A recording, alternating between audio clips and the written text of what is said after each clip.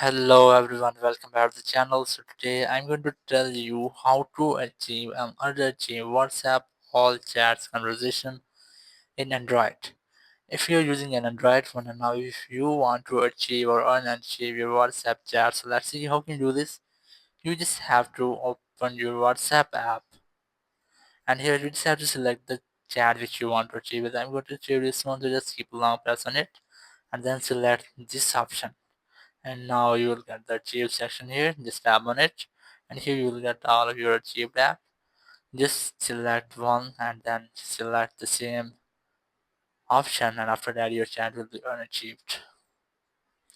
So now if you want to achieve multiple chats at a time, you just have to select them, and after selecting the chats just select the achieve section and your all chats will be moved to achieve sections. That's how you can easily achieve or unachieve WhatsApp all chats conversation in Android. Thank you very much for watching the video.